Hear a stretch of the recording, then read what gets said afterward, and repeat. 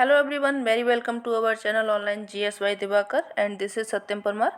तो यहाँ पे अपना जो सेशन चल रहा था उसी को आगे बढ़ाएंगे और यहाँ पे अपन लोग टॉपिक वाइज ज्योग्राफी के क्वेश्चंस को डिस्कस कर रहे थे, जिसमें आज हम मानव भूगोल यानी कि ह्यूमन ज्योग्राफी के क्वेश्चंस को डिस्कस करेंगे। इससे पहले अपना एक पार्ट हो चुका है, अगर आप लोगों ने वो नहीं देखा है तो आप चैनल पर जा करके देख सकते हैं। ठीक है, चलिए आज का अपना सेशन शुरू करते हैं। यहाँ पर क्वेश्चन नंबर 32 नंबर देखते हैं। इससे पहले क्वेश्चन हो चुके हैं। ठीक है, लेवेंसराम की अवधारणा राजनीतिक भूगोल में किस पुस्तक के प्रकाशन के बाद अधिक लोकप्रिय हुई थी? कौन सी पुस्तक के बाद में जो लेवेंसराम की अवधारणा है ये प्रकाशित हुई थी? ठीक है, ये लेवेंसराम होता क्या है? रहने योग्य स्थान है। किसके द्वारा दिया गया था वो अभी अपन लोग सब देखेंगे, क्योंकि जो अपना सेशन रहता है वो डिटेल में रहता है। ठीक है, making of political geography, geography pivot of history, cosmography या फिर पॉलिटिक्स ज्योग्राफी।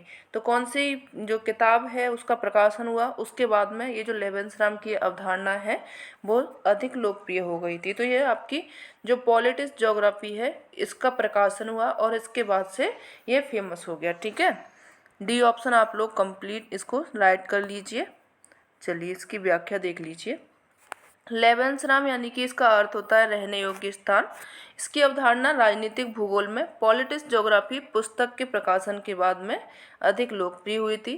मैकिंडन ने सबसे पहले 25 जनवरी 1904 को एक पुस्तक लिखी थी। रॉयल ज्योग्राफिकल सोसाइटी के समक्ष में एक शोध पत्र दिया था। इस चाहे आप शोध पत्र बोल लीजिए, चाहे आप इसको इनकी बुक में शामिल कर लीजिए, ये अलग है। ठीक है, the geographical pivot of history, ये किसके द्वारा लिखा गया था? ये मैकिंडर के द्वारा। बाद में भौगोलिक पत्रिका में इसका प्रकाशन भी हुआ। पहला जो युद्ध हुआ था आपका 1919 में, उसमें मैकिंडर की प्रसिद्ध पुस्तक थी डेमोक्रेटिक आइडियल्स एंड रियलिटी। ये आपकी जो दूसरी वाली जो ऑप्शन में दी गई थी ये वाली पुस्तक भी किसकी हो जाएगी? मैकिंडर की ही है। ठीक है, यही जो आपकी डेमोक्रेटिक आइडियल्स एंड रियलिटी है, इसी पुस्तक में मैकिंडन ने अपना हृदय स्थल सिद्धांत यानी कि हार्टलैंड थ्योरी भी दी थी। कॉस्मोस जो है वो हम्बोल्ट की सर्वाधिक महत्वपूर्ण पुस्तक है। 1845 और 1862 के मध्य में 5 खंडों में ये प्रकाशित की गई थी। ठीक है, लेकिन अभी इसमें पॉलिटिक्स ज्योग्राफी का नहीं हुआ है। तो ये जो किताब है आप लोगों की रेड जेल के द्वारा लिखी गई थी और इन्होंने ही क्या दिया था? लेवेंसराम की अवधारणा दी थी। ठीक है, चलिए आगे बढ़िए। नेक्स्ट क्वेश्चन देखिए यहाँ पे।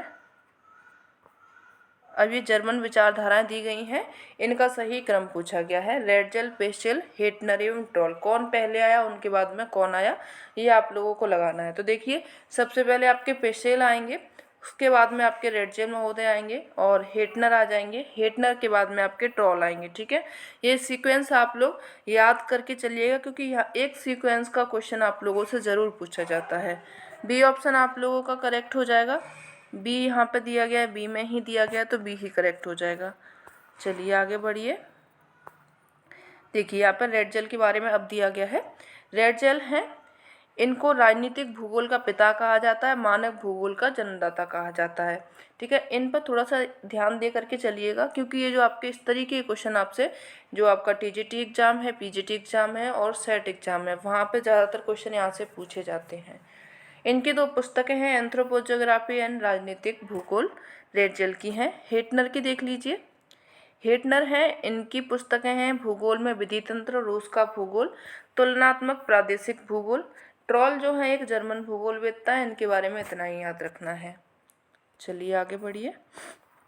फिर से आप लोगों से क्रम लगाने के लिए पूछा है, तो वही वाला क्रम देखिए फिर से आपका क्या हुआ है, रिपीट हुआ है। पेस्टेल हो जाएगा, रेड जेल होगा, हेटनर होगा, इसके बाद में आपके ट्रॉल आएंगे। सी ऑप्शन करेक्ट हो जाएगा। चलिए आगे बढ़िए। नेक्स्ट क्वेश्चन इधर दिया गया है, इसको देख लीजिए। किसने भौतिक भूगोल शब्द का प्रयोग सामान्य भूगोल के लिए किया था?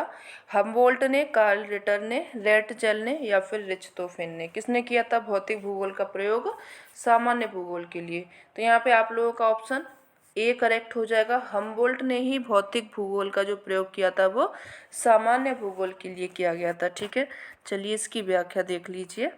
और अगर आप लोगों को सेशन अच्छा लगता है तो कमेंट ज़रूर किया कीजिए, अच्छा लगता है आप लोग जब कमेंट करते हैं तो। 19वीं शताब्दी में अलेक्जेंडर वॉन हम्बोल्ट ने भौतिक भूगोल शब्द का प्रयोग सामान्य भूगोल के लिए किया था, जिसे क्रमबद्ध भूगोल कहा जाता है। हम्बोल्ट ने भौतिक भूगोल, जलवायु भूगोल, वनस्पति भूगोल के विकास में काफ़ी महत्वपूर्ण योगदान भी दिया था। यही कारण है कि उसे आधुनिक भूगोल का संस्थापक माना जाता है। और इन्होंने ही साइबेरिया की तुषार भूमि व्याख्या के लिए इन्होंने परमाफ्रस्ट शब्द भी दिया था। ये अभी आपका जो यूजीसी नेट पेपर हुआ था शायद दिसंबर 2022 का, ये वाला टर्म पूछा गया था। चलिए आगे बढ़िए। विविधता में एकता की अवधारणा निम्नलिखित में से किसने दिया था? ए बी हम्बोल्ट ने, हेटनर ने, सी रिटर ने या फिर आपके ऑस्कर पिस्टेल ने।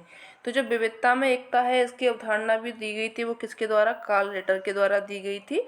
सी ऑप्शन आप लोग कमेंट कर लेंगे और व्याख्या इसकी नीचे देखेंगे, ठीक है। विविधता में एकता की अवधारणा कार्ल रिटर के द्वारा प्रतिपादित किया गया था। वे जर्मनी के महान भूगोलवेत्ता और हम्बोल्ट के समकालीन थे। रिटर ने भूगोल के लिए जर्मन में अर्धकुंडे शब्द का प्रयोग किया था तथा रिटर ने अपने अध्ययन में आनुभाविक विधि, तुलनात्मक विधि, विश्लेषण संश्लेषण विधि और जो मानचित्रण विधि है इनको अपनाया था। कार्ल रिटर ने अपने विचारधारा में पार्थिव एकता, नियतिवाद, मानव केंद्रित भूगोल की संकल्पना, इन सभी को क्या दिया था? उन्होंने महत्वपूर्ण स्थान दिया था। चलिए आगे बढ़िए। निम्नलिखित में से भौगोलिक अध्ययन के क्षेत्र में हाल में होने वाला कौन सा नया विकास कहलाएगा? क्षेत्रीय भूगोल, खगोलिकी, निश्चयवाद या फिर आपका प्रत्यक्षवाद? कौन सा होगा जो कि हाल में हुआ यानी कि सबसे लेटेस्ट कहलाएगा? तो वो आप लोगों का क्या होगा यहाँ पे?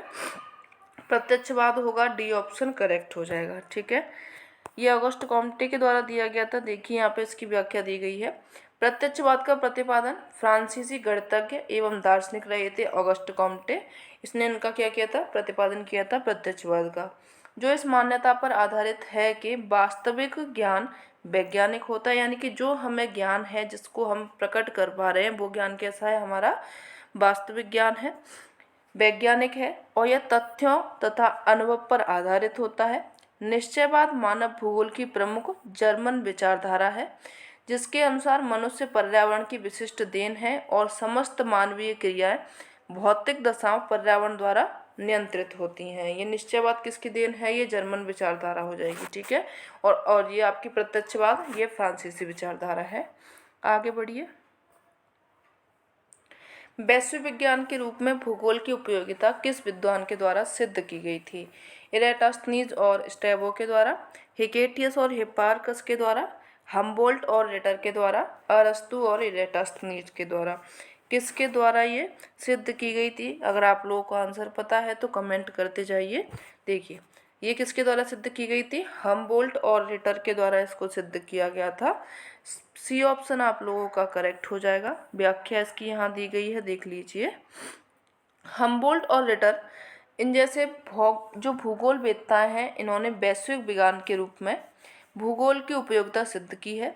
हम्बोल्ट के अध्ययन विधि का मूलाधार वैज्ञानिक थी।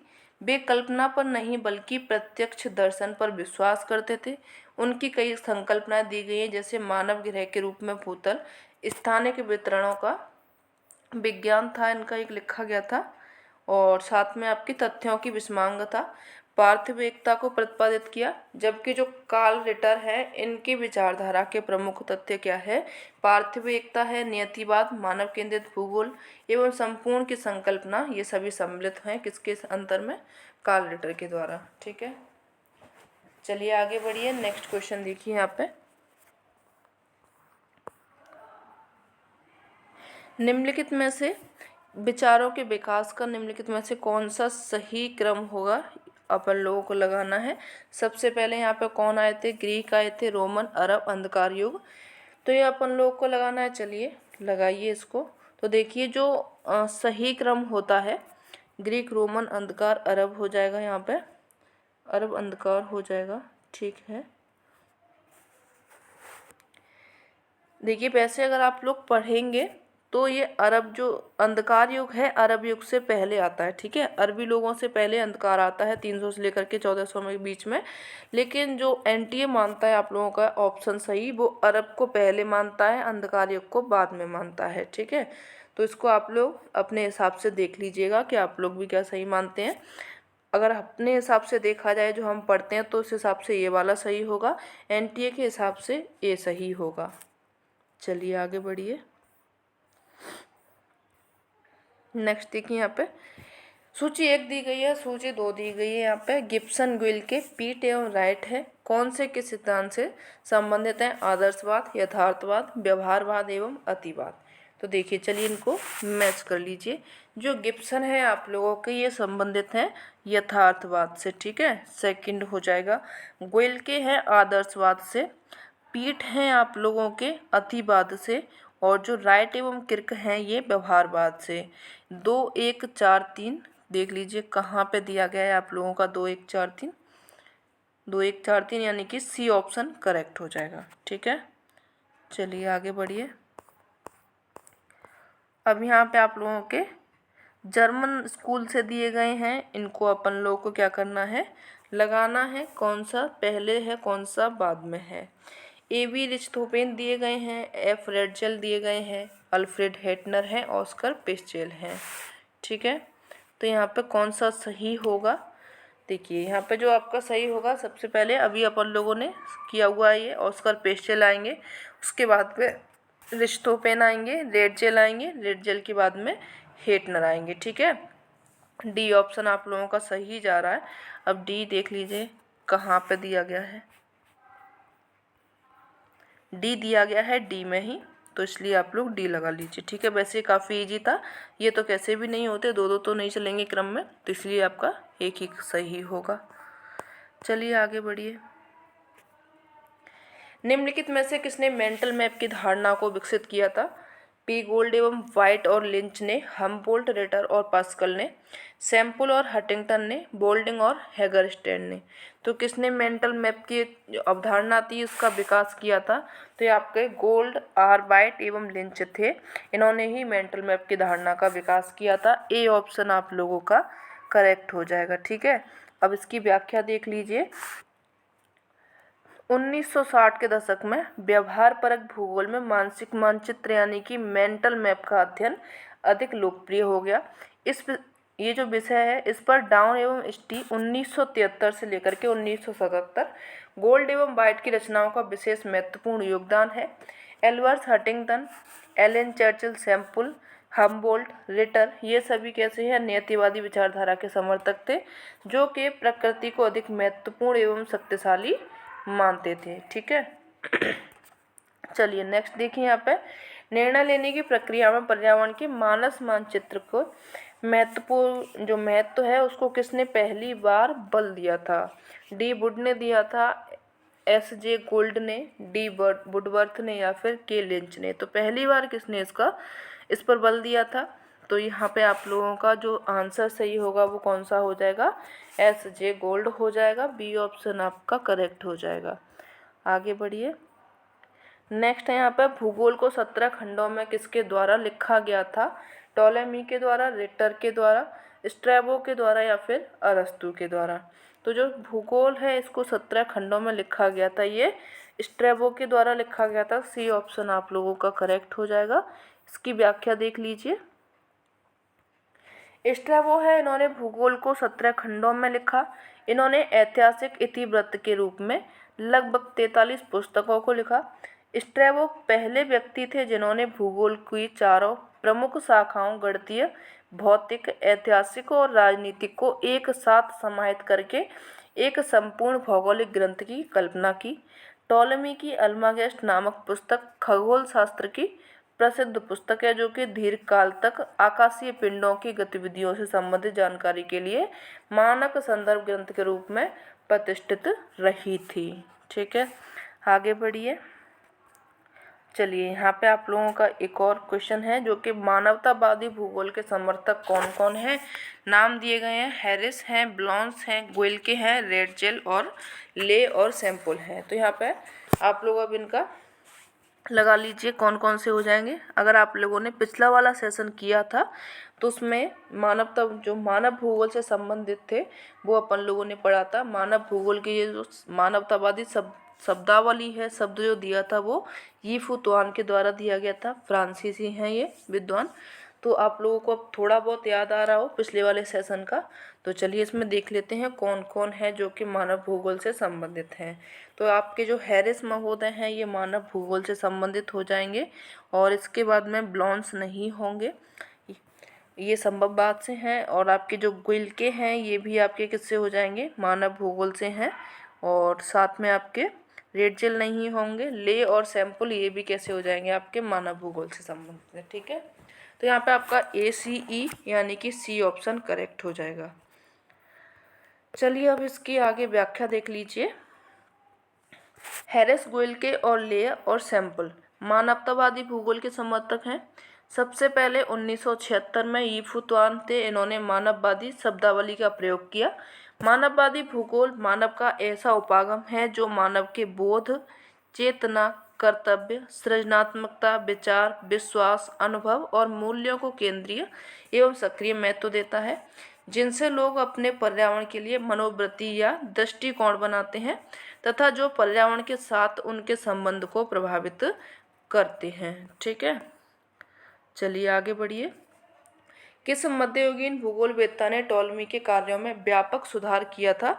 अल-एदर्सी ने, अल-बेरूनी ने, इब्न बतूता ने या फिर इब्न खल्दून ने? तो किसने किया था टॉलमी के कार्यों में सुधार? तो वो आप लोगों के और कोई नहीं, अल-एदर्सी हैं। इन्होंने ही क्या किया था, टॉलमी के कार्यों में सुधार किया था।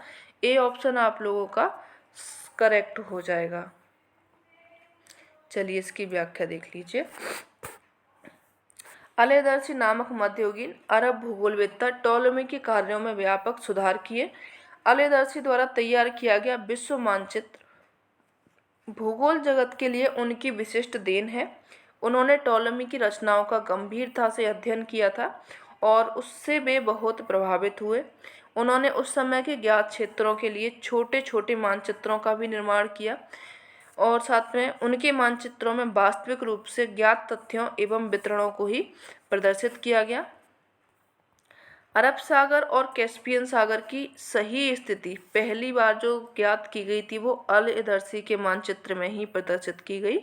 संक्षेप में अल-एदर्सी ने अपनी यात्राओं तथा अनुभव के आधार पर ज्ञात देशों और प्रदेशों का प्रादेशिक वर्णन किया, जो कि लगभग कैसा था, वास्तविक था। ठीक है, इनका मैप काफ़ी अच्छा बना था, काफ़ी सटीक जानकारी इसमें मिली थी।